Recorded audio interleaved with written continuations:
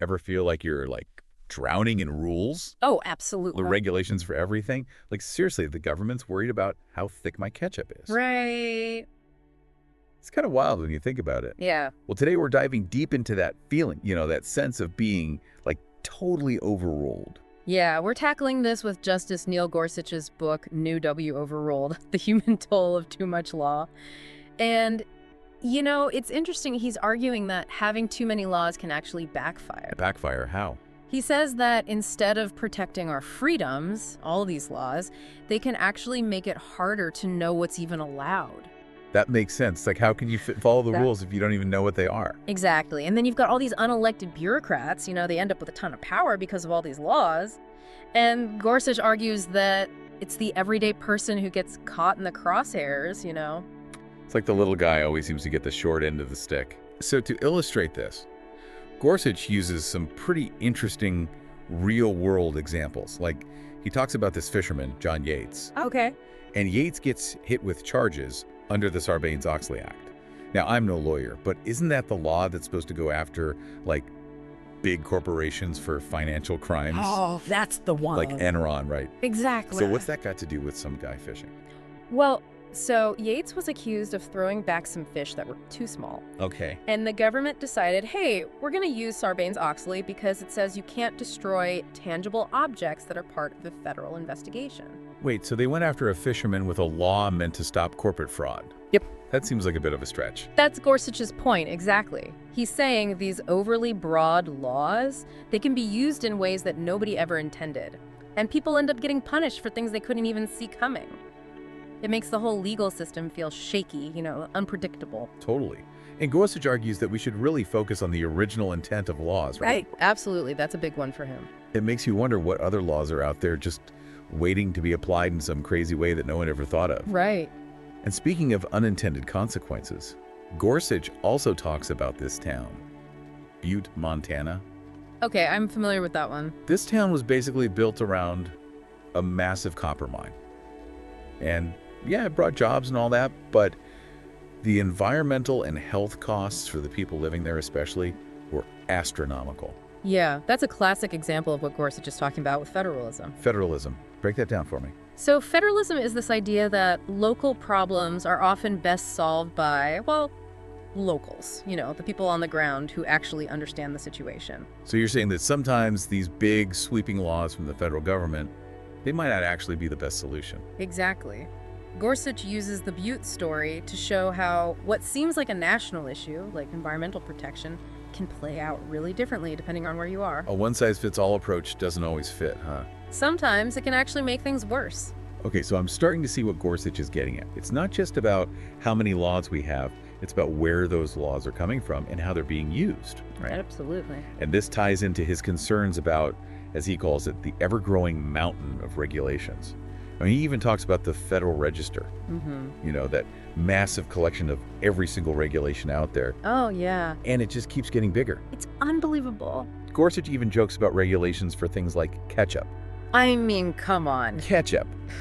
Seriously, do we need the government telling us how thick our condiments should be? It's a little much.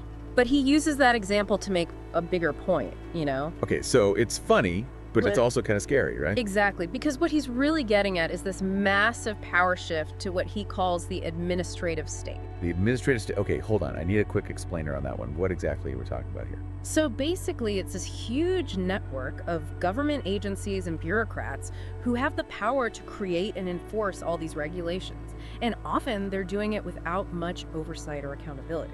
Okay, so like, think the EPA, the FDA, all those agencies we hear about. Exactly. They've got a ton of influence over our daily lives. And Gorsuch is concerned about that. Yeah, he's worried that these unelected bureaucrats are making big decisions that affect millions of people without any real checks and balances. It raises questions about transparency and accountability. To illustrate this point, Gorsuch talks about a man named Michael Biestek, who was denied disability benefits. Oh, right, I remember that story. That one was rough. What happened?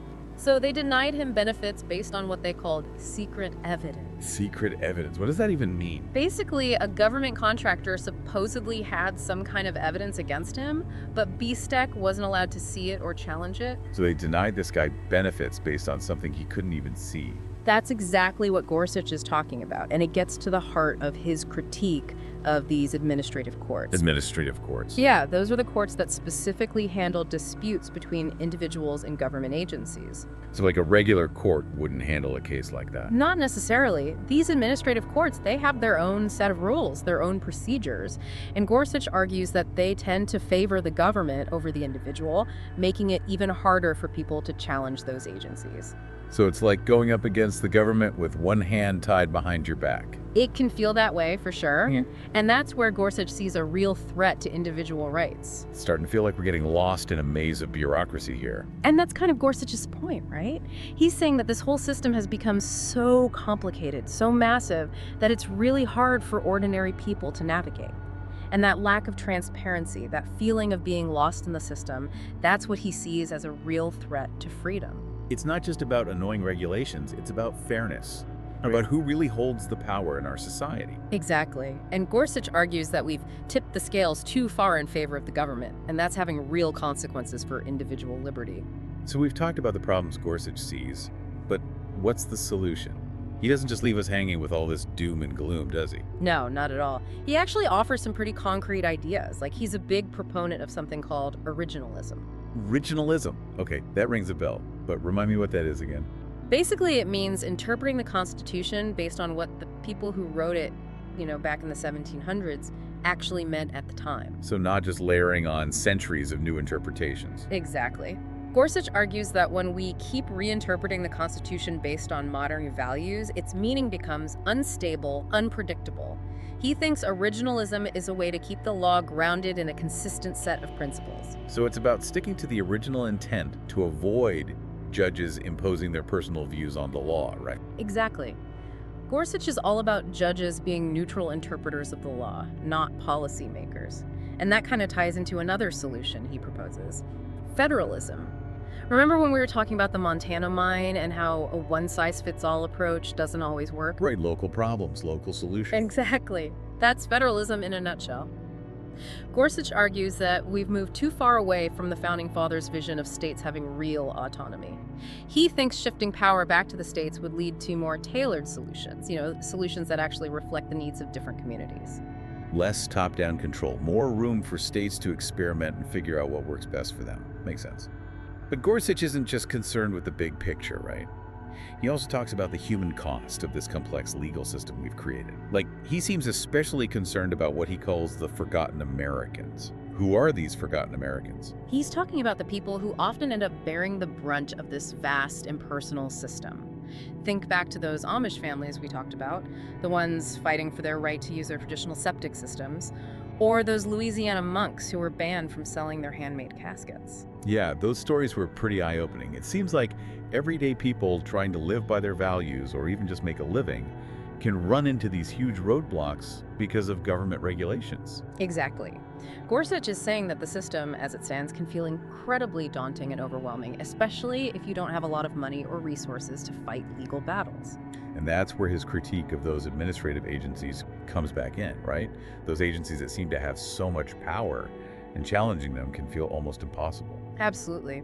He argues that these agencies, which are often staffed by unelected bureaucrats, have basically taken on a quasi-judicial role, with their own courts and procedures, and it can feel very stacked against the individual. He uses this phrase, multiplicity and mutability, to describe the law.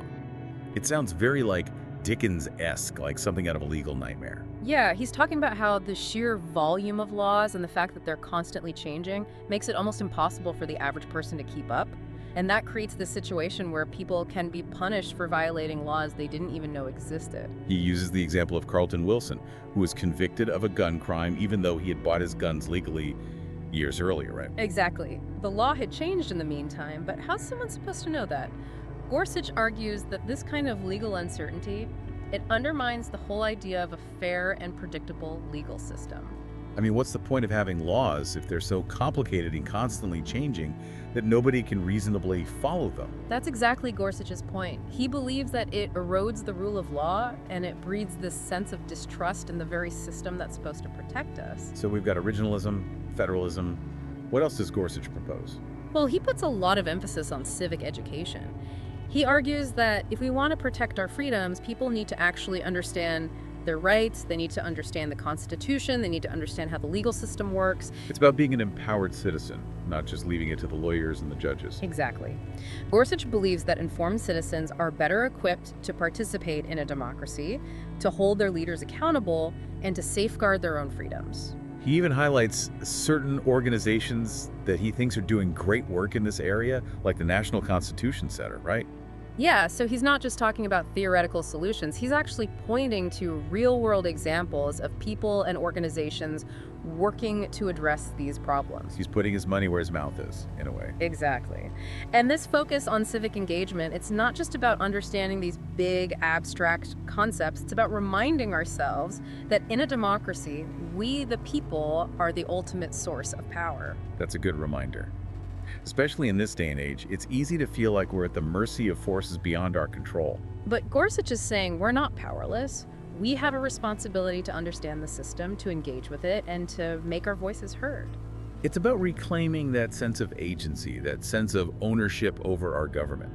But what does that look like in practice? That's where things get really interesting. So we've been talking about this idea of reclaiming our sense of agency and how important civic engagement is to a healthy democracy. But where do we even begin? I mean, it can feel like things have gotten so big, so impersonal. What can one person really do? Yeah, and Gorsuch actually connects that feeling, that sense of disconnect, to the growth of government itself. He argues that as people become more isolated from their communities, less trusting of each other, they tend to look to the government to solve more and more of their problems. It's like we're trading self-reliance and community support for reliance on this, like, distant bureaucracy. Exactly. He talks about the decline of what he calls civic association, things like, bowling leagues, church groups, even just neighbors getting together to, chat over the fence. Remember that book, Bowling Alone? Yeah, vaguely. It made a similar point about Americans becoming increasingly disconnected from each other. And Gorsuch argues that this decline in what he calls social capital, it's created this void, and guess what fills it? The government, right. Yeah. With more laws, more regulations, more agencies to manage it all. Exactly. It becomes